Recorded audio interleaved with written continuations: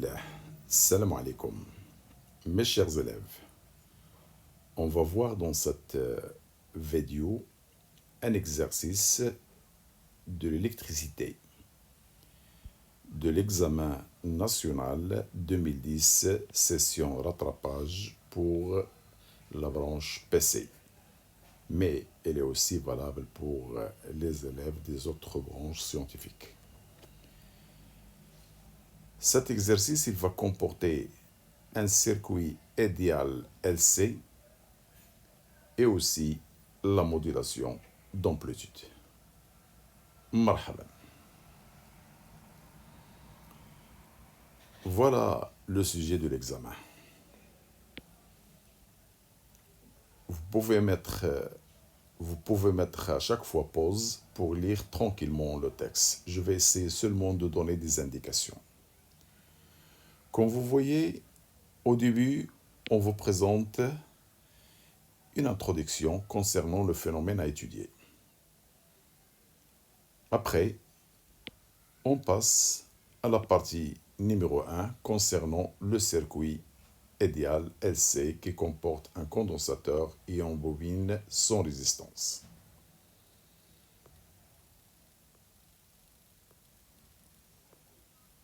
Après, on passe à la deuxième partie qui est la modulation d'un signal. Voilà.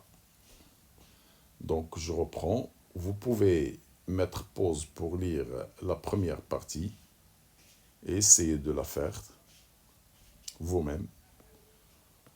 Vous pouvez passer à la deuxième et ainsi à la modulation. Et voilà, c'est terminé. Après avoir essayé avec l'exercice, vous pouvez passer voir la solution détaillée. Comme vous voyez, dans la première question de la première partie pour le circuit LC, on vous demande de représenter en convention récepteur les tensions UC, UL. On vous a donné le sens du courant. Donc, puisque C est un récepteur, donc la tension elle est toujours du sens opposé du courant. Le courant, il va continuer son chemin. Donc, la bobine aussi est un récepteur. Voilà la réponse. Après, on vous demande d'établir l'équation différentielle vérifiée par le variable UC. Alors, vous avez une loi d'additivité des tensions qui dit la somme des tensions des récepteurs dans un circuit égale à la somme des tensions des générateurs. Dans notre circuit, on n'a pas de générateur, donc la somme égale 0. Et les récepteurs qu'on a sont UL et UC. On connaît UL, c'est RI+, mais dans notre cas, R égale 0. Donc il nous reste seulement LDI sur dt. On va le remplacer. Alors on aura LDI sur dt plus UC. J'ai laissé ici parce que c'est le variable. Je n'ai pas besoin de courant. Donc, sachant que le courant, c'est C de UC sur dt, et moi ici, j'ai une dérivée. Donc, la dérivée, c'est C dérivée seconde de UC. Je vais la remplacer et là. J'aurai cette expression plus UC égale 0. Voilà l'équation différentielle. Je peux la changer si vous voulez. Ce coefficient-là, je vais diviser le tout par LC, LC, LC. J'aurai la dérivée seconde plus 1 sur LC UC égale 0. C'est notre écriture. Je peux l'écrire autrement si vous voulez. UC 2 points, dérivée 2 fois, plus 1 sur LC UC égale 0. Alors, voilà une remarque très très importante. L'équation trouvée, numéro 3 par exemple, elle est de la forme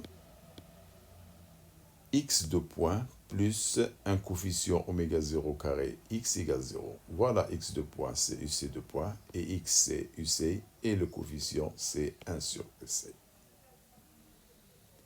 toute équation ayant cette forme, ils ont une solution sinusoïdale qui s'écrit sous cette forme. Voilà, ça c'est une formule générale pour la fonction sinusoïdale. X égale x max. Or, dans notre cas, le variable c'est UC au lieu de x. Donc, j'aurai UC max cosinus de pi sur T0 T plus phi. C'est ce qu'on va vous demander dans cette question.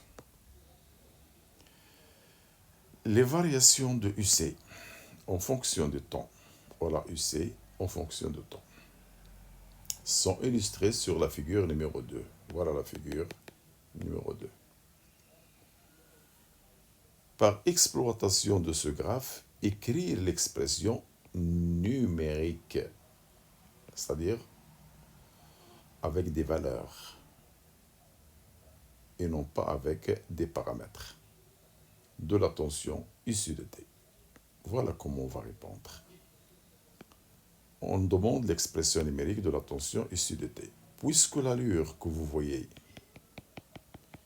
elle est sinusoïdale. Donc, UC est une fonction sinusoïdale qui s'écrit sous la forme générale qu'on vous a donnée dans la remarque. Alors, UC max, T0 et phi, ce sont des paramètres qu'il faut les déterminer à partir du graphe. Alors, où est UC max? Regardez, il faut toujours diviser la sinusoïde en deux parties. Voilà la 0. La valeur la plus grande, c'est l'amplitude.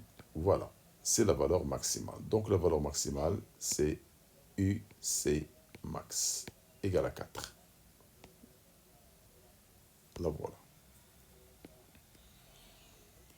La période, c'est la durée entre deux sommets successifs. Regardez le premier sommet et le deuxième. Entre les deux, sa durée, c'est la période propre. Ou bien entre deux minimums, c'est la même chose. Alors si je voulais lire cette durée, il faut la projeter sur l'axe du temps. Oh, c'est 1,4. Et n'oubliez pas l'unité, c'est millisecondes. Pour déterminer la phase phi à l'origine de temps, on va toujours appliquer cette formule. C'est UC à l'instant 0 divisé par UC max. Regardez UC à l'instant 0. Je vais effacer. À l'instant 0, UC, c'est bien cette valeur. Oh, cette valeur, c'est UC max. Donc, je vais la remplacer. C'est UC max divisé par UC max égale à 1. Et comme ça, cos phi égale à 1. On va utiliser la calculatrice. On met cos moins 1, c'est-à-dire shift cos 1. Et vous allez trouver la valeur de phi qui est égale à 0. Maintenant, je n'ai qu'à remplacer UC max par 4, T0 par sa valeur et phi par sa valeur. On va trouver ça. Je peux écrire cette valeur comme ça. Et je laisse multiplier par pi. Ou bien, je peux l'écrire autrement, comme ça, en utilisant 10,4 divisé par ça. C'est pareil. Donc, cette écriture, celle-ci, c'est la même chose. L'essentiel qu'il faut savoir dans l'expression numérique, c'est qu'il faut garder le temps. Voilà. La quatrième question. Les variations en fonction du temps de l'énergie magnétique EM emmagasinée dans la bobine sont représentées sur la figure 3. Voilà la figure 3. Montrez que l'expression de cette énergie s'écrit sous la forme. Alors, sachant que sinus carré d'un angle, c'est bien 1/2 multiplié par 1 moins cos 2x. Alors, on montre cette formule. Je commence par l'expression d'énergie magnétique. C'est 1/2 LI carré. Je connais que I égale C de UC. Et UC, c'est UC max, regardez, UC max, qui est égal à U du générateur. Parce que dans notre exercice, on vous parle de générateur de tension constante qui est égal à U. Au lieu de vous donner E, oubliez le E maintenant. Au lieu de E, c'est U. Et UC max, c'est U du générateur qu'on va symboliser par U. Voilà. Donc voilà UC max, c'est U. Cos de P sur T plus phi, et phi est égal à 0, on va l'annuler. Voilà. Regardez dans la dernière question, on vous a demandé l'expression numérique. Alors maintenant, on va utiliser l'expression littéraire. Alors, comme vous voyez, qu'est-ce qu'on cherche? On cherche l'expression de EM. Bien. Alors, faites attention. J'ai un I là. Alors, le I, c'est de UC.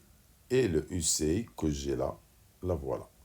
Je peux maintenant déterminer le DUC sur DT. C'est la dérivée de cette fonction. Et vous connaissez la dérivée. Le cosinus, c'est moins sinus. Je fais sortir la constante qui est multipliée par le temps à l'extérieur. La voilà. Et je laisse l'angle. Eh bien, c'est quoi donc I? C'est quoi donc le I? C'est C que j'ai, la voilà, multiplié par DUC sur DT, qui est bien cette expression. La voilà. Avec le moins, je les mets à l'extérieur. Bien, je n'ai qu'à remplacer maintenant le I dans l'expression. Donc, c'est un travail mathématique. Donc, 1 demi L, la voilà 1 demi L. Au lieu de I au carré, je prends toute cette expression au carré. Oh, j'ai un 2pi sur T0 au carré. Je connais que T0, c'est 2pi racine de LC.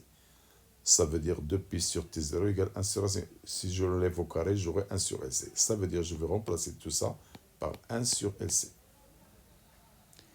Et je connais que, on vous a donné cette relation mathématique. Sinus carré d'un angle, c'est 1 demi multiplié par 1 moins cos de 2 fois l'angle. Voilà. Je reprends. L'angle que j'ai ici, c'est 2pi T0 sur 2pi sur T0 T. Alors, lorsque je vais mettre 2 fois, ça va être un 4pi. Voilà. Sans carré, bien sûr.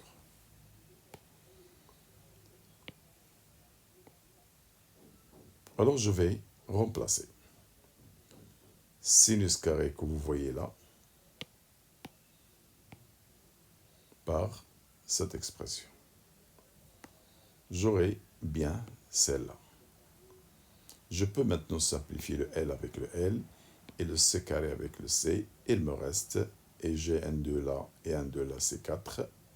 Et j'obtiens multiplié par 7. Voilà ce qu'on vous a demandé de montrer.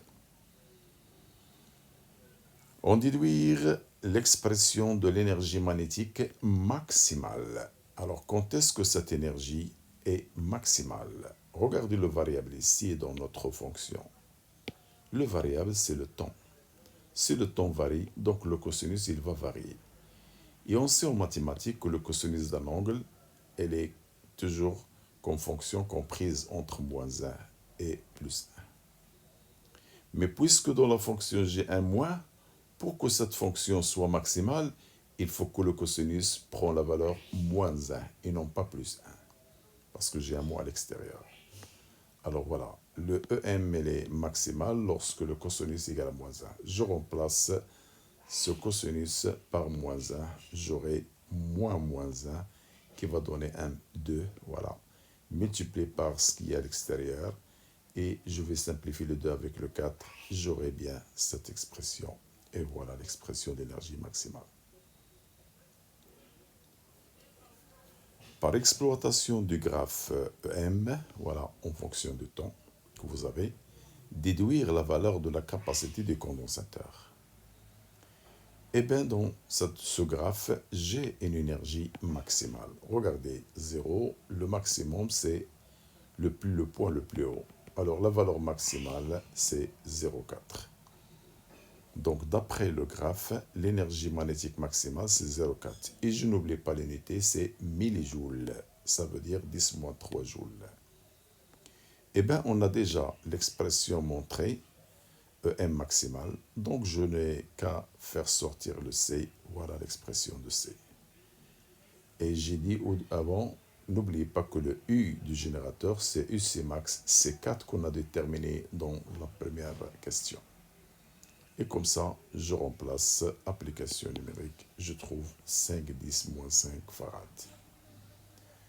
Vous pouvez l'écrire en microfarad. Alors faites attention. 1 microfarad, c'est 10 moins 6 farad. Le contraire, 1 farad égale 10 plus 6 microfarad. Je peux remplacer le farad avec 10 plus 6. J'aurai 10 moins 5 multiplié par 10 plus 6, c'est 10. Donc ça va donner 10 fois 5, c'est 50 microfarad. C'est une autre écriture. Parce que parfois, on vous demande de vérifier que c'est égal à 50 microfarad. Vous pouvez faire cette transformation, sachant qu'il y a une relation entre les unités. Alors après, on vous demande dans la question 1.5 le coefficient d'inductance L de la bobine. Comme d'habitude, vous savez que dans le circuit LC ou RLC, pour le régime pseudo-périodique, T0 c'est toujours 2 pi racine carrée de LC. Je l'enlève au carré et après je peux déterminer le L. La voilà, application numérique, vous avez tout. Donc vous allez trouver 9,94. Donc l'approximation, j'ai mis le 4.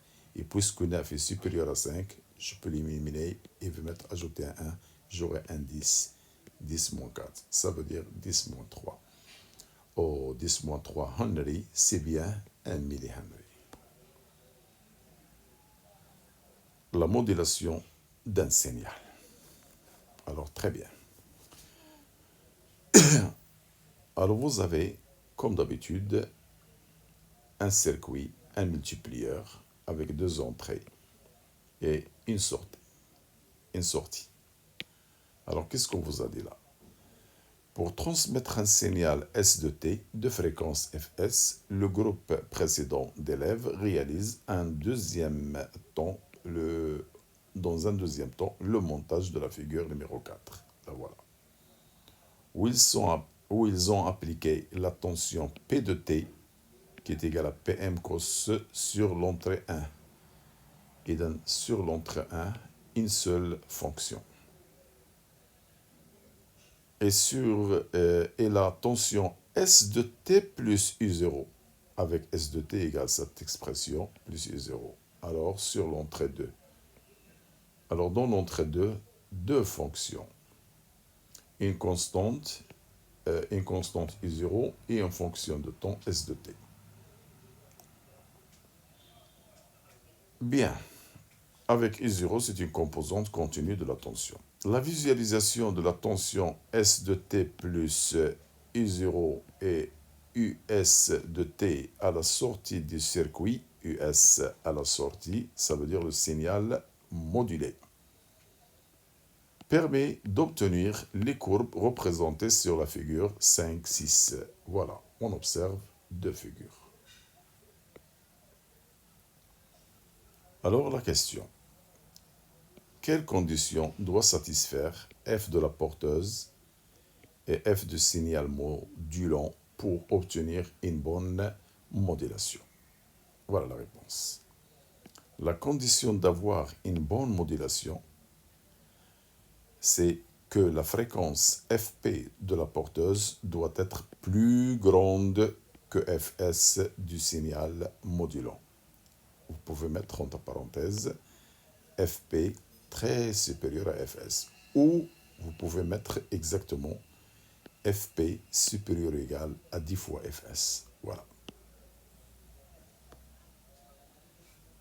Affectez à chaque courbe des figures 5 et 6 la tension correspondante. Donc dire tension ou signal, c'est la même chose. Parce que les signaux qu'on visualise dans l'oscilloscope, ce sont des tensions électriques. Alors regardez, la courbe B de la figure 5.